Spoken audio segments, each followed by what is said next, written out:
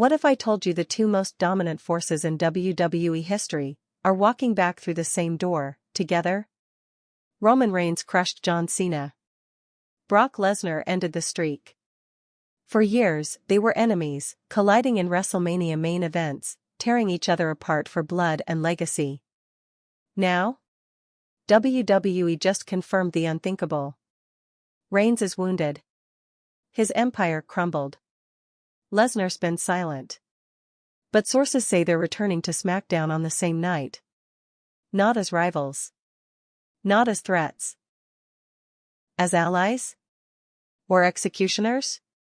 If these two monsters actually unite, the entire roster is screwed. Or is this a setup for the biggest betrayal in WWE history? Hit that subscribe button, because what's coming to SmackDown isn't just a return. It's an extinction-level event. You'd think it was a fantasy. A fever dream. Or a storyline too big, too chaotic, even for WWE. But it's real. And it's happening on the next episode of SmackDown. Let's break this down without the hype machine. But with every bit of the gravity it deserves. Roman Reigns. The tribal chief. The man who made the Universal title feel like a kingdom. Who stacked John Cena, Daniel Bryan, Edge, and Drew McIntyre like bodies in a battlefield. The man who built the bloodline, ruled WWE with cold precision, and for 1,316 days, longer than Hogan, longer than Rock, sat at the very top of the industry. Then there's Brock Lesnar. The beast incarnate. The one-man extinction event. He didn't just win titles. He obliterated legends.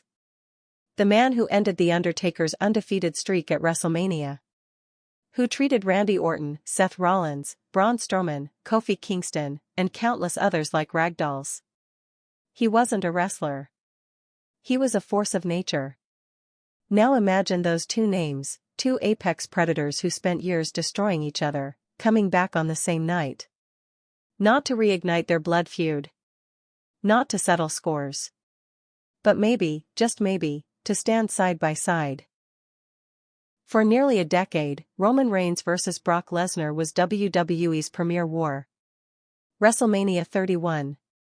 WrestleMania 34. WrestleMania 38. No two men main event more high-stakes shows. They weren't just rivals, they were obsessed with proving who the true alpha of WWE really was.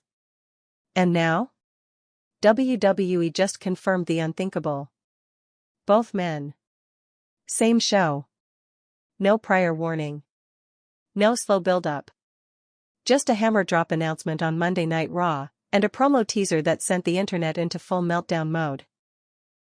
The Beasts return. Together? Let that sit with you for a second. These two monsters once tried to end each other's careers. They've shared blood, steel chairs, and broken tables. Paul Heyman, once Brock's advocate, betrayed him to side with Roman. Brock responded by beating Roman with the steel steps. It was real. Ugly. Personal. But every war ends. And sometimes, enemies walk out of the fire not as rivals, but as survivors. And survivors?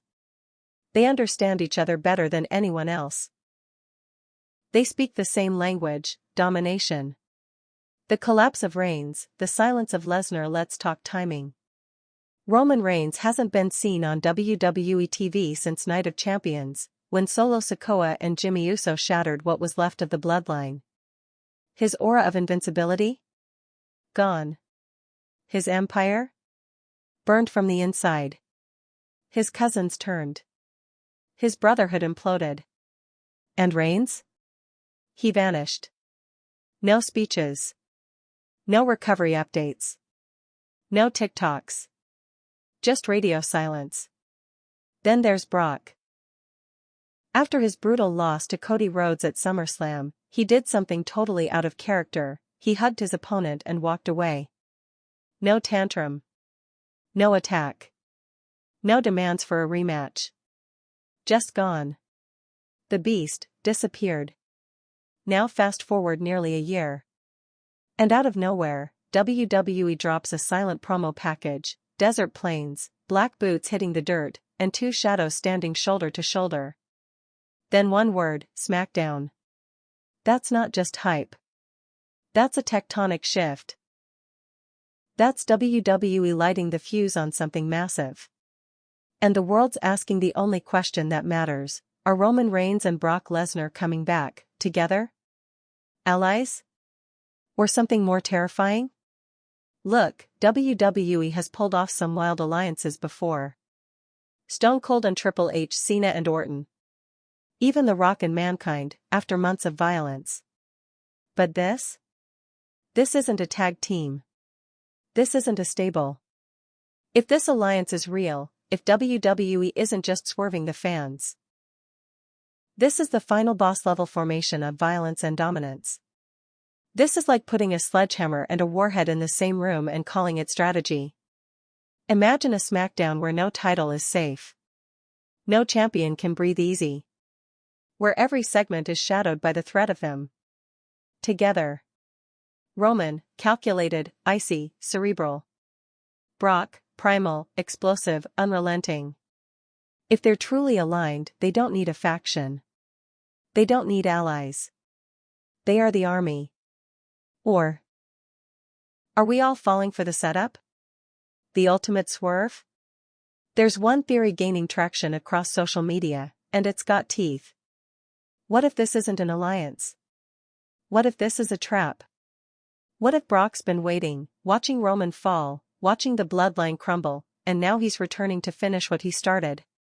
What if Roman, sensing his grip on power weakening, called in the one man who could protect his crown, even if it meant partnering with a demon? Or, twist. What if WWE is building toward the most brutal betrayal in modern wrestling? A one-night illusion of partnership, shattered by a single F5? Either way, this isn't just a return. This is chess at gunpoint. SmackDown, Ground Zero, Friday night. The stage is set. Every camera will be pointed at the entrance ramp. Every wrestler in that locker room is sweating bullets. WWE hasn't revealed if they're showing up together or separately. No match has been announced. No promo segment. No Paul Heyman. Just one line from WWE's official post: two beasts return. One SmackDown. Be ready. This isn't just a ratings boost. This isn't a nostalgia pop. This is WWE opening the gates to the storm. The balance of power is about to shift. Again. And the scariest part? We still don't know why. Roman Reigns didn't just win championships. He rewrote the DNA of what it means to be a modern wrestling icon. For nearly 4 years, he held the WWE Universe in the palm of his hand. Dominant, untouchable, ruthless. But behind that dominance was a slow-burning story of pressure, betrayal, and control collapsing from the inside out. This is not just a wrestling comeback. It's the return of a man whose kingdom was burned down, and now he might be coming back not to rebuild, but to bury everything that defied him. Let's rewind. Summer 2020. WWE is operating in the pandemic-era Thunderdome. The energy is artificial, piped-in crowd noise trying to replicate real emotion. In this strange atmosphere, Roman Reigns returns after months away. He's leaner, colder, more dangerous than before. No smiles. No Superman punch pandering. He aligns with Paul Heyman, Brock Lesnar's longtime advocate, and proclaims himself the tribal chief. The crowd may be virtual, but the shift is real. Roman Reigns is no longer trying to be the hero. He becomes the tyrant. Week after week, Roman manipulates his cousins, the Usos, into forming the bloodline. A faction not built on friendship or respect, but fear and obligation. He forces Jey Uso to call him head of the table. He beats Jimmy until he falls in line. Paul Heyman whispers strategies while Reigns dismantles legends: Kevin Owens, Cesaro, Finn Balor, Rey Mysterio. Each feud ends the same way: Reigns standing tall, belt over his shoulder, unblinking. Then come the high-profile assassinations. Edge is destroyed. Daniel Bryan is exiled from SmackDown. John Cena returns to challenge him at SummerSlam 2021, but Reigns humiliates him. And then, in a moment that rewrites WWE history, Brock Lesnar's music hits. The crowd explodes. The man HEYMAN once guided walks into Reigns' ring and stares down his former advocate and the new alpha. But Reigns doesn't flinch. He beats Lesnar. More than once. WrestleMania 38 becomes the coronation. Reigns defeats Lesnar in the main event and unifies the WWE and Universal Championships. The message is clear. This is Roman's era. Not Brock's. Not Cena's. Roman Reigns is the face of WWE. And yet, behind the dominance, cracks begin to show. Not in ring, he wins almost every match, but in control. The bloodline starts to fracture. Sami Zayn joins the group as an honorary member, injecting comedy and chaos into a regime that thrives on discipline. Reigns plays along, but you can feel the tension. Sami becomes popular. Too popular. Reigns sees it. By early 2023, the bloodline is no longer a brotherhood. It's a powder keg. Zayn finally breaks, turning on Roman at the Royal Rumble. Jimmy stays loyal, Jay hesitates. The audience sees the collapse coming, piece by piece. WrestleMania 39. Roman vs. Cody Rhodes. The story is perfect. The crowd is behind Cody. But WWE pulls the trigger again. Roman retains. With help. Always with help. Solo Sikoa interferes, Paul Heyman distracts, the bloodline protects the throne. But what was once dominance is now desperation. Then the betrayal finally comes. Jimmy turns. Jay turns. Solo looks torn. Night of Champions becomes a massacre, not of Roman's opponents, but of Roman's legacy. His cousins, tired of his manipulation, beat him down in the ring. The crowd roars. Not because they hate Roman, but because they know it's time. Roman doesn't return. No post-match promo. No Instagram stories. He vanishes. Just disappears into the silence. 4 months, SmackDown moves on. Titles change hands. LA Knight rises. Cody Rhodes continues his finish the story arc. Seth Rollins builds Raw as the World Heavyweight Champion. But one thing looms over the entire brand, the absence of Roman Reigns. His championship reign remains unbroken, technically. But in spirit, it's over. No defenses.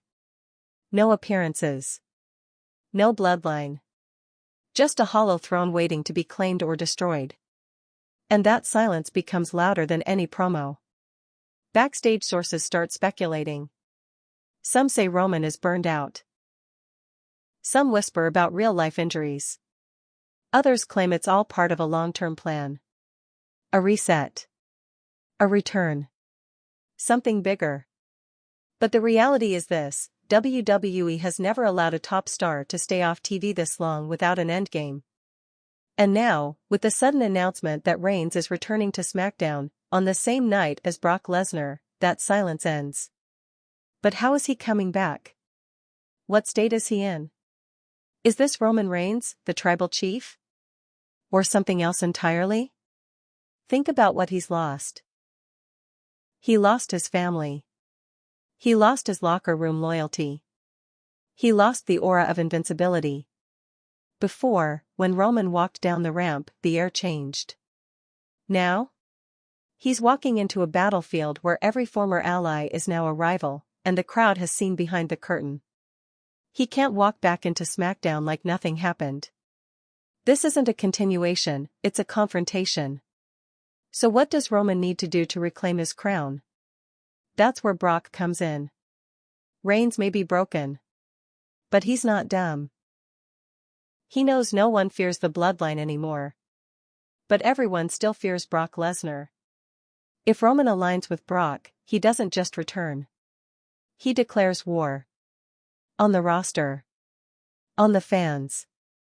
On the narrative. But there's danger in that move. Because aligning with Brock Lesnar is like holding a bomb and hoping it doesn't explode. The Beast incarnate doesn't follow orders.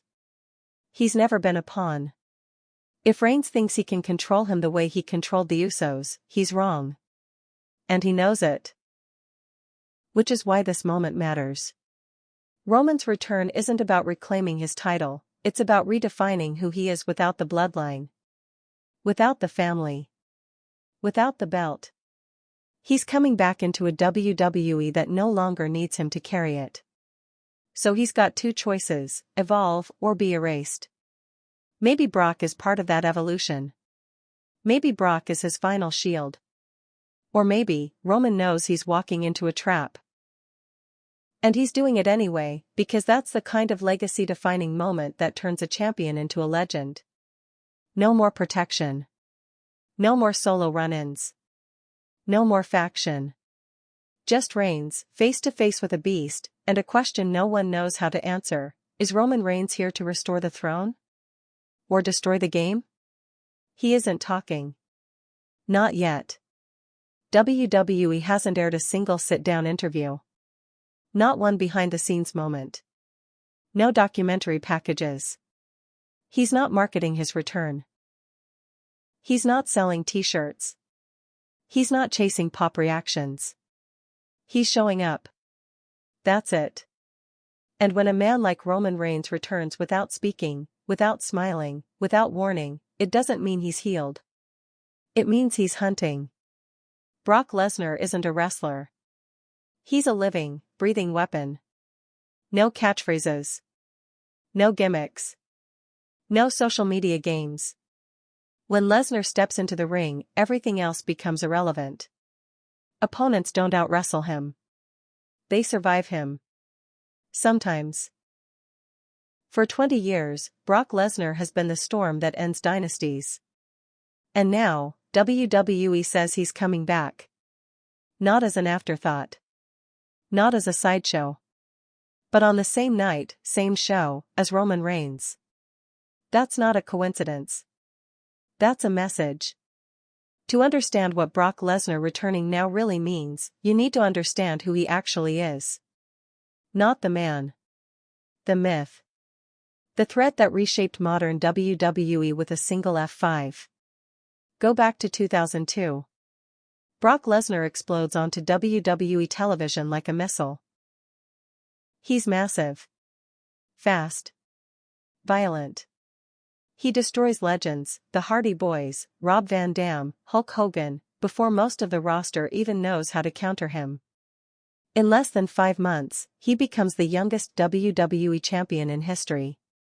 That same year, he ends The Rock's reign and begins his own. No build-up. No pay your dues. Lesnar kicks the door in and becomes the face of the company. Then he vanishes. Just walks away. At the peak of his fame, he leaves WWE. Most men would fade. Brock doesn't. He switches sports, trains in MMA, and becomes UFC heavyweight champion. That's not evolution. That's domination in 2 different combat industries. When he returns to WWE in 2012, it's like time froze. The Beast incarnate doesn't ease in, he goes after John Cena, the Golden Boy, and beats him so violently at SummerSlam 2014 that people start asking if Cena needs to retire. Then, he does the unthinkable. WrestleMania 30. The Undertaker walks into the Superdome undefeated. 21-0. His streak is sacred. The most protected record in WWE history. Brock Lesnar beats him. Clean. The crowd falls silent. Not booing. Not cheering. Just stunned. Because Lesnar didn't just win a match, he shattered mythology. That night, Brock Lesnar stops being a character and becomes a force. WWE doesn't book him like a man. They book him like a natural disaster. Over the next decade, Lesnar becomes the final boss of WWE. He squashes Kofi Kingston in 8 seconds on SmackDown. He breaks apart Seth Rollins, Braun Strowman, and Finn Balor. He throws Big Show off the top rope. Suplex after suplex. No remorse. No strategy. Just brute execution. But the thing about Lesnar is, he doesn't chase titles. He chases moments. That's what makes him terrifying. He's not driven by ego or storytelling. He doesn't care about merch sales or 5-star matches. He shows up, wrecks everything, and walks away until the next payday, the next fight, the next chance to break someone's soul. Then comes his blood feud with Roman Reigns. Their rivalry spans years. Different versions of themselves. Roman as the babyface. Brock as the monster. Then it flips, Brock becomes the cowboy fan favorite, and Roman turns tyrant. WrestleMania after WrestleMania, they trade wins. But Reigns gets the final edge. At WrestleMania 38, in the biggest main event WWE could build, Reigns pins Lesnar and unifies the titles. It's not just a win. It's a message. Reigns has replaced Brock as the apex predator. But did he really? Because after that match, Lesnar doesn't vanish. He returns. He attacks Reigns. He breaks the ring with an F5. He flips the announce table. He beats Theory, Orton, Riddle. Then he targets Cody Rhodes, WWE's next chosen one, and sends him straight to the hospital. Their feud culminates at SummerSlam. Cody wins. Barely. Lesnar stands up, looks at him, and hugs him. It's the most shocking thing Lesnar's ever done. Not because it's violent, but because it's human. He raises Cody's arm, then exits the ring, climbs the ramp, and disappears. No fanfare. No retirement speech. No explanation. Just gone. For 11 months, WWE fans don't hear from him. No Brock appearances. No Paul Heyman references. No commentary hints. Even backstage sources go quiet. Lesnar, who once headlined every major premium live event, vanishes as if he never existed. Then WWE drops the promo. It's only 17 seconds long. A desert landscape. A pair of boots kicking up dust. Another figure walking beside them. No faces shown. Then one word, SmackDown. The internet erupts. WWE confirms it later that night, Brock Lesnar will return on the same show as Roman Reigns. And that's when the speculation starts. Because Brock Lesnar doesn't do reunions. He doesn't do factions. He doesn't share spotlights. So why now? Why this? There are 3 theories. All of them dangerous. First, Reigns has called him back. Not as a friend, but as a last resort. Roman's empire is shattered. He's lost Solo, Jimmy, Jay. He needs protection. Who better to call than the one man who's already beaten everyone else? But that doesn't track with who Lesnar is. Brock doesn't work for anyone. He doesn't protect people. He breaks them. Which leads to the second theory, Brock is back to finish what he started. Not to help Roman, but to end him. Lesnar's the only man who never bowed to Reigns' rule. He lost the title, but he never gave him respect. If Reigns is vulnerable, alone, bleeding, maybe Brock smells blood in the water. But there's a third theory. The one nobody wants to believe. The one that makes the most sense if you know how WWE thinks. Maybe Reigns and Lesnar aren't teaming up because they trust each other. Maybe they're uniting because they both know something's coming. A new threat. A new champion. A locker room full of hungry wolves. LA Knight, Gunther, Rhodes, Rollins, Orton, Styles. Maybe the game has changed, and the 2 former kings are realizing that if they don't adapt, they'll be erased. So they align. Not out of love. Not out of strategy. Out of necessity. The enemy of my enemy is my ally. For now. But Brock Lesnar doesn't do for now. He does finality. So if Roman Reigns thinks he's bringing back an ally, he better remember this: Lesnar is chaos incarnate. He has no loyalty. No master. He's not here to protect legacies. He's here to break them. And yet, that's the allure. Brock's not part of any storyline until he makes it one. He doesn't tweet. He doesn't call out opponents. He doesn't do media rounds. WWE lets him disappear because every time he reemerges, the world stops. And now, the world's about to stop again. When Lesnar returns on SmackDown, what will he do? Shake Roman's hand? F5 him through the announce table? Destroy whoever walks into his path first? No one knows. And that's the point. Because when you're Brock Lesnar, predictability is weakness. Silence is strategy. And violence? Violence is the only language you need to speak. So get ready. He's back. And no one is safe. Scene 5, WrestleMania Wars. Roman Reigns and Brock Lesnar didn't just feud, they built an empire on destruction. And like all great empires, theirs was forged in war. Those wars didn't happen in the shadows. They happened under the brightest lights possible. The main event of WrestleMania. Not once. Not twice. But 3 separate times across nearly a decade. Each match wasn't just about titles. It was about pride. Power. Position. Every time they met on WWE's grandest stage, the entire direction of the company shifted. Let's start with WrestleMania 31. The year is 2015. Roman Reigns is the chosen one. Fresh off a Royal Rumble win that sparked a fan revolt, he's walking into the biggest match of his life. His opponent?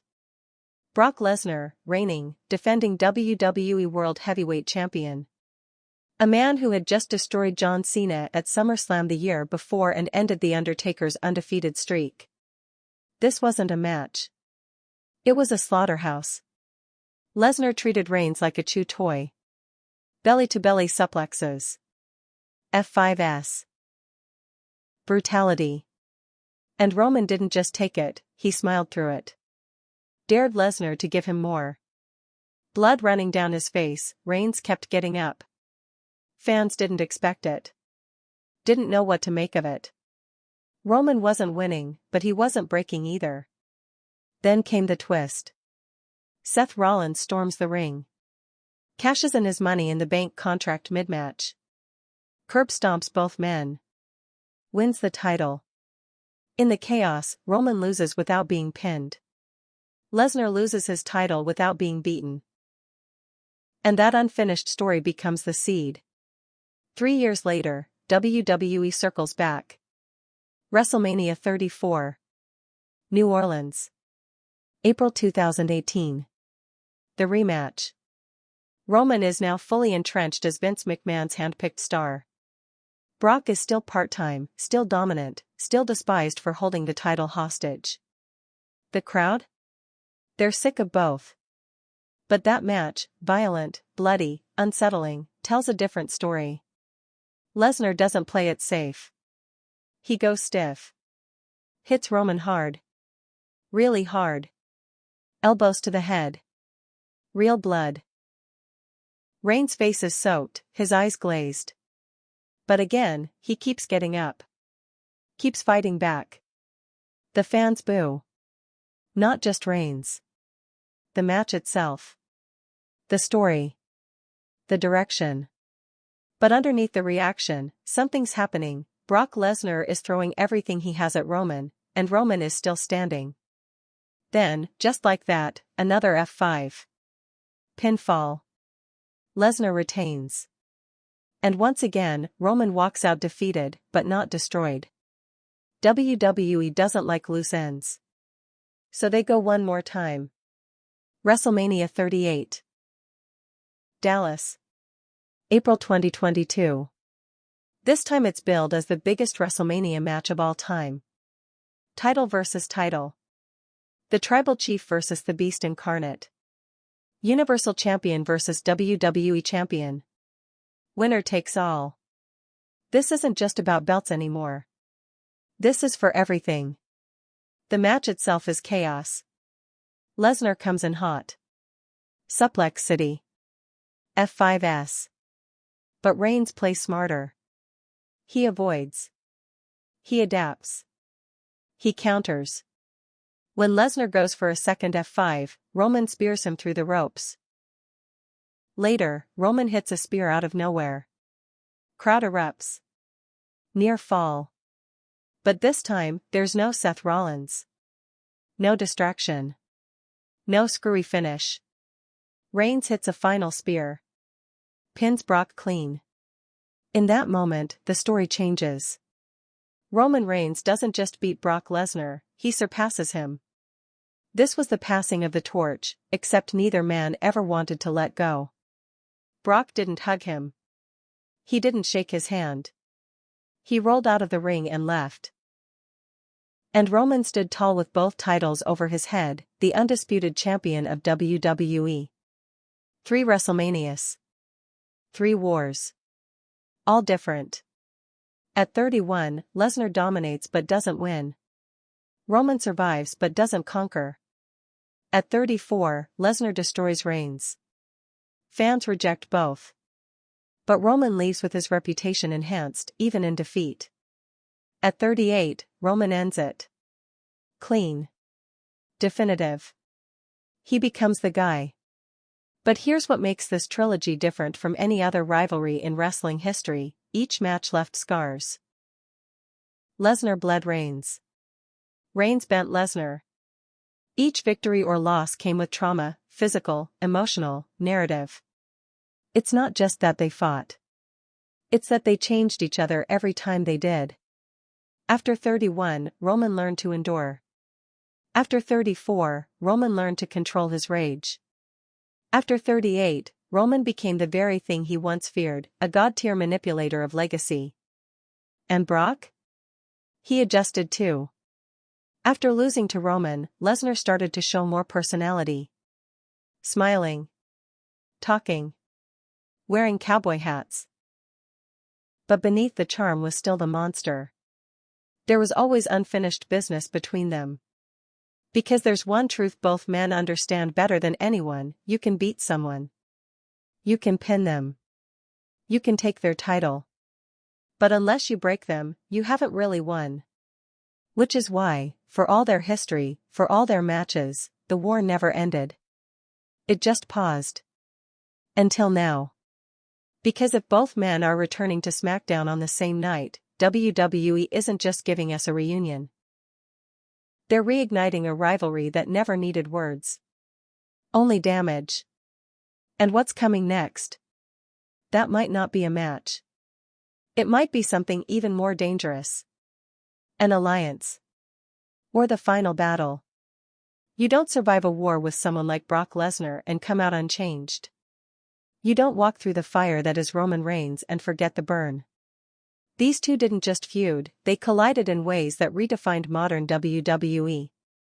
But now, as rumors swirl that both men are returning to SmackDown, together, the question becomes more dangerous than ever: are they still enemies?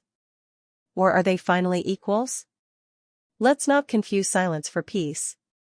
These are two men who have spent the better part of a decade trying to destroy each other.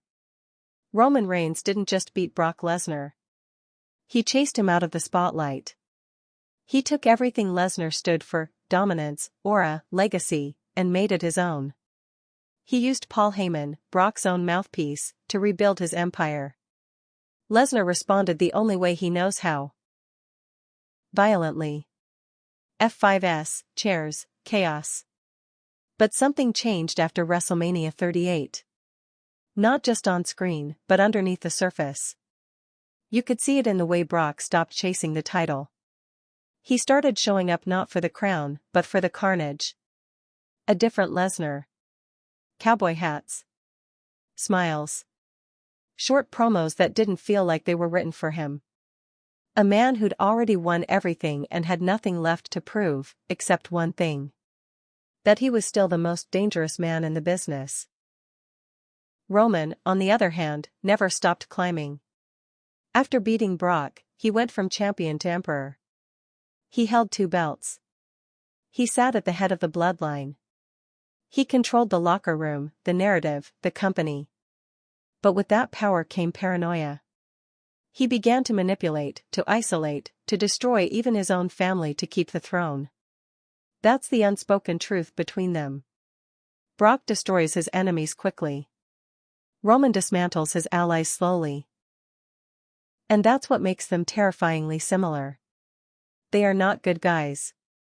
They're not bad guys. They're apex predators in a world full of actors. Brock doesn't play games. Roman plays nothing but games. But at the end of the day, both win. Both leave carnage. And both know they're not designed to coexist. So why now? Why would two men who tried to end each other multiple times ever consider sharing the same side of the battlefield? It starts with fear. Not theirs, but everyone else's. The current WWE landscape is full of rising stars. Cody Rhodes, LA Knight, Gunther, Solo Sikoa, Randy Orton. And beneath them, a crop of younger talent itching for a breakout: Braun Breaker, Carmelo Hayes, Grayson Waller.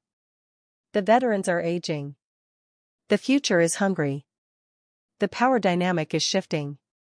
So what does that mean for Brock and Roman? It means their rivalry might be irrelevant soon. Unless they evolve. And evolution in WWE doesn't always mean reinvention. Sometimes it means survival. Strategic alignment. Not friendship. Not forgiveness. Just understanding. Roman knows what Brock brings. Fear.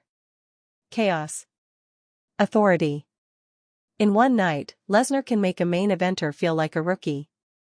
And Brock? He knows Roman has what he never did: control. Influence. The ability to shape the narrative, not just destroy it. They need each other.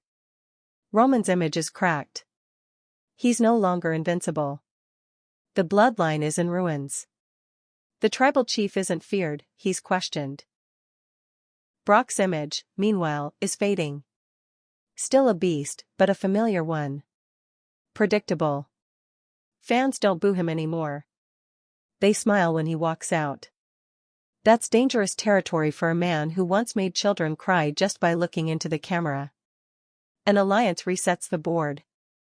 It tells the locker room, you thought the Reigns era was over? You thought Brock was gone for good? Think again. We're not stepping aside for anyone. We're taking back the ring, and we'll burn down anything that stands in the way. But the risk is obvious. These aren't just two alpha males.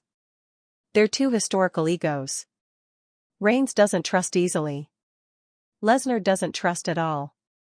Even if they shake hands, even if they tag once, even if they stand in the ring and glare at the roster together, it's a matter of time before one turns. And that may be the real game. Maybe this isn't about a team. Maybe it's about a test. A short-term arrangement to clear the board. Get rid of the threats. Re-establish dominance. Then, when the smoke clears, it's back to one-on-one. But this time? It's the final round. No bloodline. No Paul Heyman.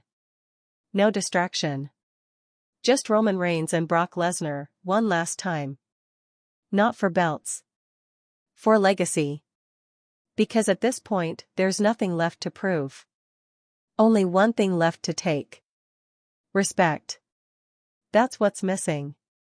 Despite all the matches, the wins and losses, the chaos, neither man has ever truly acknowledged the other as equal. Roman beat Brock. But never humbled him. Brock punished Roman. But never broke him. Their feud was always about power. Now, it's about recognition. So maybe what's coming isn't betrayal. Maybe it's understanding. Think about the moments. The stare-downs. The silence between them after matches. The hesitation before a final blow. There's something deeper in those pauses. Not fear. Not hesitation. Familiarity.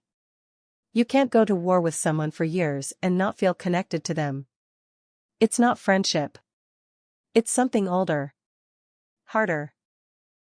A shared truth.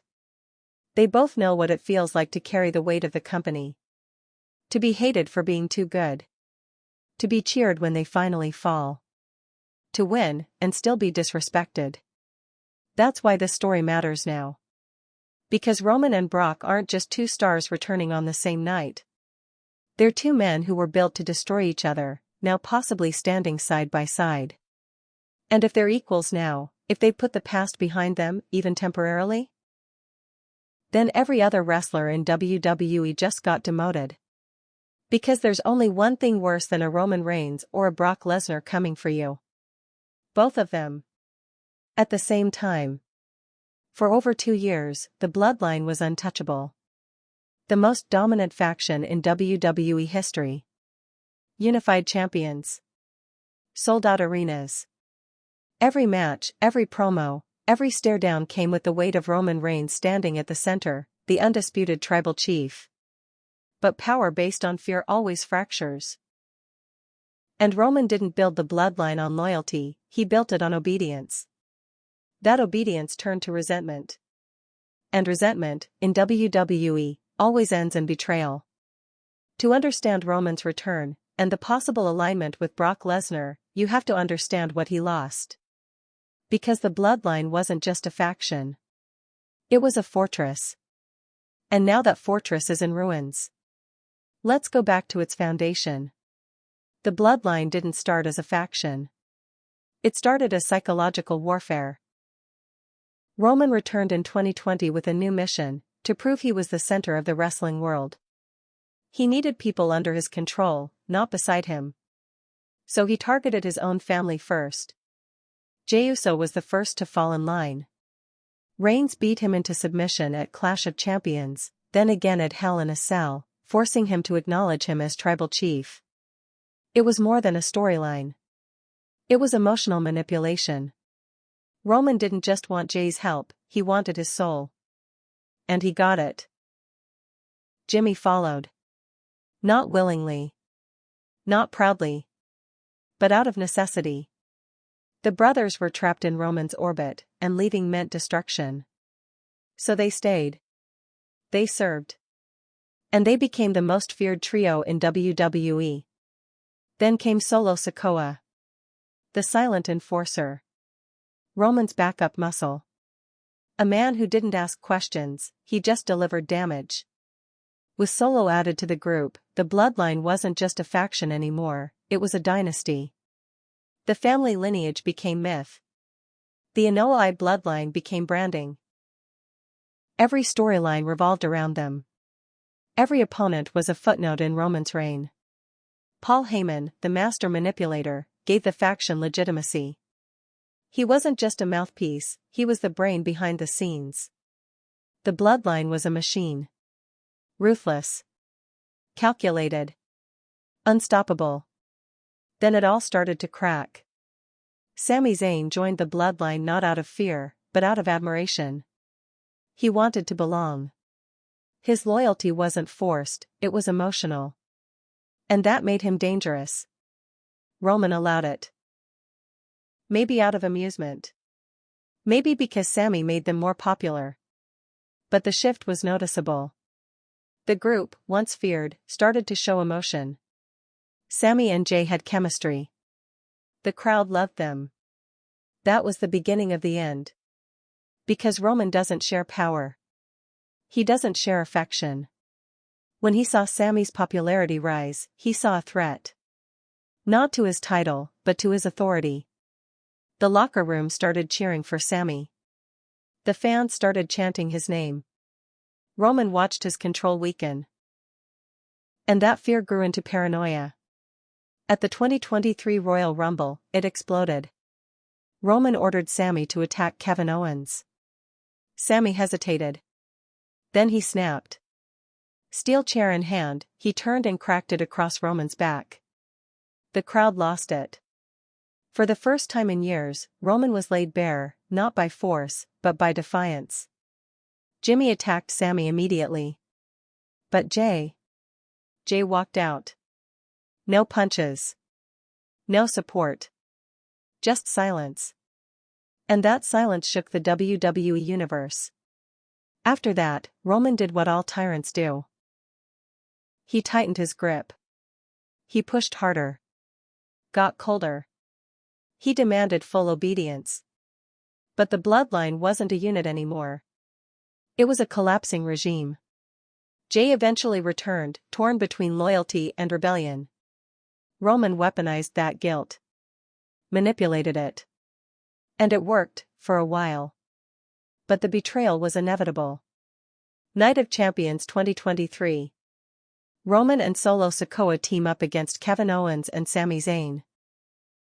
Roman spends the match berating the Usos, blaming them for failures, humiliating them in front of the world. Jimmy finally snaps. Superkick. Not to an opponent. To Roman. Not once. Twice. The ring explodes. The crowd erupts. Roman collapses to the mat. The Empire begins to fall. The next week, Jey makes his choice. He sides with his brother. And just like that, the Usos leave the bloodline. Not with regret. With rage. Roman's kingdom shrinks. He leans heavier on Solo. Pushes HEYMAN to tighten the grip. But the damage is done. The aura is broken. Reigns still holds the titles, but his control is slipping. The crowd sees the truth. The bloodline was never a family. It was a dictatorship. And when fear stops working, dictators fall. Solo remains. But even his loyalty starts to flicker. His eyes tell a different story. His actions start to feel more calculated, less loyal. He's no longer just Roman's soldier, he's watching, thinking. SummerSlam passes. Roman escapes with his title. Barely. By the fall, his presence is sporadic. His matches become rare. His words, fewer. And then, nothing. No Roman. No bloodline. Just silence. The rest of WWE moves forward. Cody continues his journey. LA Knight rises. Gunther dominates the mid-card. But there's a hole on SmackDown. A vacuum where the bloodline used to be. And that vacuum is dangerous. Because Roman's return doesn't just signal a comeback. It signals a reaction. He's not returning because he's healed. He's returning because he's threatened. And if the Roman Reigns returning to SmackDown doesn't have the Usos, doesn't have Solo, doesn't have HEYMAN, then who does he have? What does a king do when the castle is gone? He finds a new weapon. That's where Brock Lesnar enters the equation. Lesnar never needed a faction. Never needed backup. But what he's always offered is simple: fear. Destruction. Reboot. Roman may not want an ally. He may want a wrecking ball. The bloodline gave Roman time, safety, room to manipulate. Brock gives him urgency. The message is different now. Roman isn't saying, acknowledge me. He's saying, survive me. That's not a rebuild. That's revenge. This isn't the start of a new faction. This is the beginning of a purge. And the question becomes, if Roman and Brock are walking into SmackDown together, who walks out? When two of WWE's most violent, dominant, and unpredictable figures return on the same night, without warning, without build-up, you can bet that the story doesn't start in the ring. It starts behind closed doors. In the spaces we're not supposed to see. Conversations that never made it to camera. Phone calls that changed the course of storylines. Power moves made not in the spotlight, but in the dark. Roman Reigns and Brock Lesnar don't share TV time by accident. And they definitely don't return together by coincidence. So what really happened? Let's start with what WWE wants you to believe. The official announcement was brief. A graphic. A voiceover. This Friday. The Beasts return. Then silence. No tweets from Roman. No promo from Brock. No backstage footage. Just that teaser. Cold. Clean. Unemotional. But this is WWE. They don't do random. They do strategy. So what aren't they telling us? Start with Paul Heyman. The constant thread between these two men. Once the voice of Brock Lesnar. Then the whisper behind Roman Reigns' rise. Heyman isn't just a manager, he's a manipulator. A chess master in a world of checkers. He's played both sides of this war. And he knows how to weaponize silence. In the weeks before the announcement, Heyman had noticeably disappeared from on-air action. No commentary booth moments. No backstage interviews. No bloodline meetings. He ghosted the WWE universe, just like Roman and Brock. That's not retreat. That's recalibration. Heyman is the type of man who disappears when something big is coming. He's not about presence. He's about precision. If both his former clients are showing up on the same night, you can bet Heyman is involved. But why now? Why bring back Roman and Brock simultaneously? Why choose this moment? You don't need to look far. WWE's top scene is changing fast. Cody Rhodes is red hot. Seth Rollins has become a workhorse champion on Raw. LA Knight is a breakout star, with crowd reactions that rival peak Yes Movement Daniel Bryan. The Bloodline storyline that once anchored SmackDown has slowed. Fragmented. Viewership? Still strong, but leveling. And WWE knows something about momentum, it's either building or breaking. So maybe this double return is exactly what it looks like, a nuclear option. You put Roman and Brock on the same night to remind the world who the real monsters are. But what if it's deeper than business? What if this is personal? Roman has everything to prove. He lost his grip on the locker room. His aura is damaged. His absence has left his reputation vulnerable. The tribal chief brand is tarnished. The longer he stayed away, the more his silence started to feel like surrender. That's not how Roman operates. He doesn't retreat. He recalculates. And he may have reached a brutal conclusion: if he can't manipulate the Usos, can't rely on Solo, and can't count on the fans to acknowledge him anymore, he needs to make the world fear him again. Brock Lesnar is fear. You don't negotiate with Brock. You weaponize him. But Brock isn't a bodyguard. He doesn't follow. He acts. So how do you get him back? You don't send an invite. You send an opportunity. Think about it. Brock doesn't wrestle for the grind. He wrestles for the legacy moments. The headline breakers. The holy SH*T returns. He didn't come back for mid-card matches. He came back to set fire to the narrative. So what was the pitch? Behind closed doors, it had to be something that benefited both men. For Roman, Brock gives him a shield, a re-entry point, and a threat level no one can ignore. For Brock, Roman gives him relevance. A reason to walk back in like a god. A bigger moment than any individual feud could offer. Now imagine the conversation. Roman. Paul Heyman. Maybe a few trusted producers. We need a reset. What if he doesn't go for it? He'll go for it. Lesnar gets the call. Not from WWE Creative. From someone bigger. A deal is made. Short term. High impact. No promos. No build-up. Just show up and let the chaos do the talking. But here's where it gets tricky. This doesn't feel like a partnership. It feels like a setup. Because Roman Reigns doesn't align with people he respects. He aligns with people he plans to control or destroy. And Lesnar? He doesn't walk into traps. He walks through them. Which means if these two are walking out on SmackDown together, there's a third story happening off camera.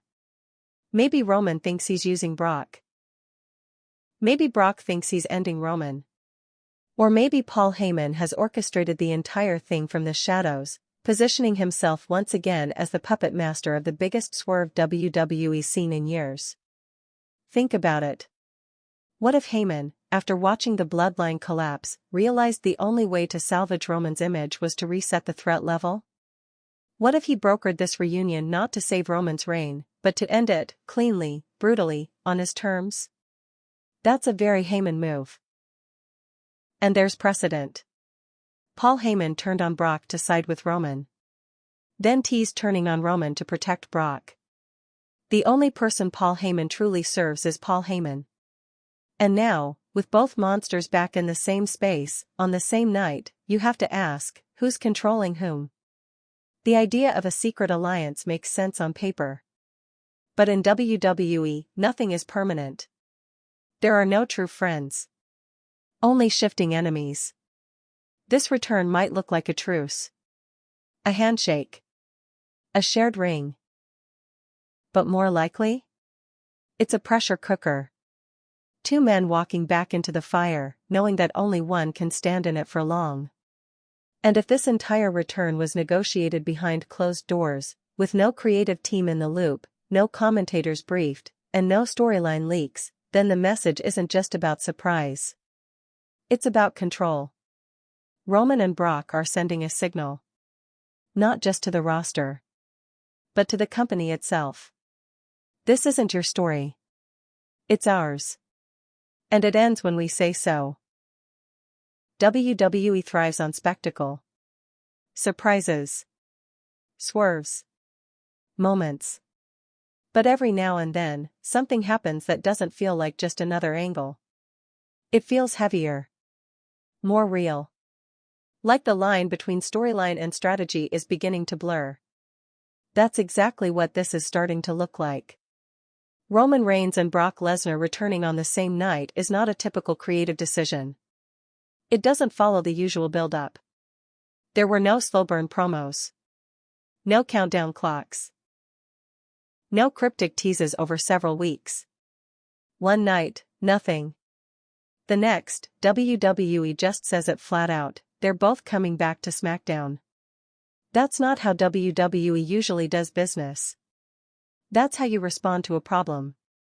So the real question is this just another storyline twist, or something much bigger? Let's look at the context. WWE has been navigating a major transition. The Bloodline saga, once the centerpiece of the product, has lost steam. Roman hasn't defended his title in months. The Usos have splintered. Solo Sikoa is in limbo. Heyman's vanished. The top of the card suddenly feels open, but not filled. On Raw, Seth Rollins is putting in work, carrying the World Heavyweight title like a badge of honor. Cody Rhodes continues to chase his destiny. But SmackDown? It needs something. Fast. And then there's the behind-the-scenes momentum. Endeavor's merger with WWE. Business changes. New investors.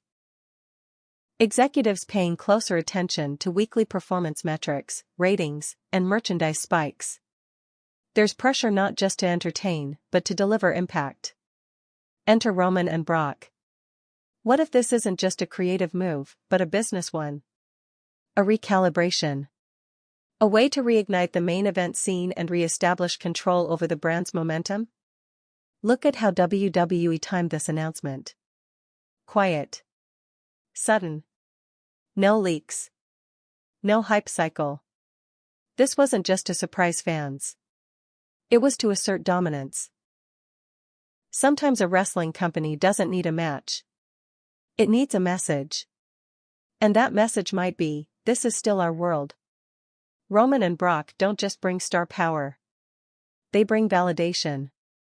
Sponsors recognize their names. Networks know they draw. They're not just characters. They're corporate proof points. So yes, this might be a storyline. But it's also a strategy.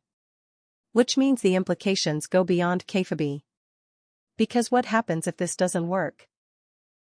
What happens if fans see this return and don't react the way WWE expects? Then the company has to answer a brutal question: has the Roman Brock era finally passed? That's the high-stakes gamble being made here. And the company knows it. If Roman and Brock return as enemies, we've seen the fight before. It has to be more than a rematch. If they return as allies, it redefines the landscape, but only if the chemistry works. So WWE is betting that this moment becomes bigger than both men. Bigger than a storyline. A legacy chapter. The kind of move that makes people stop scrolling, stop doubting, and start watching again. But there's another layer. WWE has always used Lesnar as a reset button. When things get stagnant, bring in the beast. Kofi Kingston was on a career run. Lesnar beat him in 8 seconds. John Cena needed a rebuild. Lesnar destroyed him at SummerSlam 2014, resetting the tone of the era. Roman needed elevation. Lesnar was the mountain he had to climb. Every time, Brock is the necessary monster. Not because WWE wants to push new faces, but because they want to test them. Now they're doing it again. Maybe this time, Roman is in the Brock position. He's not returning to pick up where he left off. He's returning to see if he still belongs at the top. So, is this just an angle? If it is, it's a damn good one. But it feels like something more. A status check. A seismic pulse. An internal answer to the question, what do we do when the pillars crack? You bring back the wrecking balls. Roman and Brock aren't here to entertain. They're here to restore, or erase. The storyline will play out in the ring. But the real story? That's happening in real time. And it starts Friday night. In WWE, nothing happens without a trail. The biggest moments are often hidden in plain sight, camouflaged inside promos, camera angles, backstage whispers, and offhand social media posts. Fans might not notice them in real time, but when the moment hits, everything suddenly clicks. That's the magic of the Easter egg. So let's ask the question, did WWE really drop this Roman Reigns and Brock Lesnar double return out of nowhere? Or did they leave a trail? You don't have to look far to see the signs. Start with Paul Heyman. For weeks before the official announcement, he was acting different. Not louder. Quieter. Nervous. Jumpy. His eyes were always darting backstage. The tribal confidence was gone. During Bloodline segments, he started dropping subtle lines that felt off-script. Your tribal chief is always 3 steps ahead, even when you think he's cornered. That line, dropped casually in a backstage promo, now feels loaded. What was Roman planning? Was Brock already in the picture? Then there was the production shift. During multiple SmackDowns, the camera would linger just a little too long on empty hallways. On locker room doors. On Heyman's phone. Moments that felt like filler now feel like foreshadowing.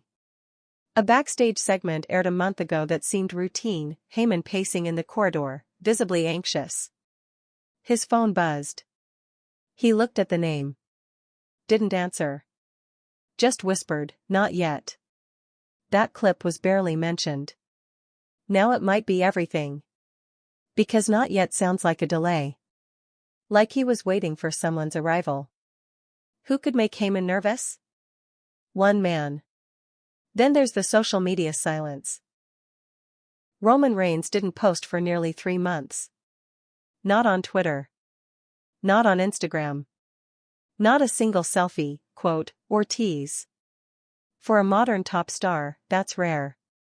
Especially in the hype-obsessed machine that is WWE's marketing structure. But on a random Thursday, 2 weeks before the announcement, Roman liked to post. No caption. Just a fan-made image of him and Brock Lesnar, side by side, titles in hand. He didn't comment. He didn't repost. Just a quiet acknowledgement. As if to say, you're not wrong.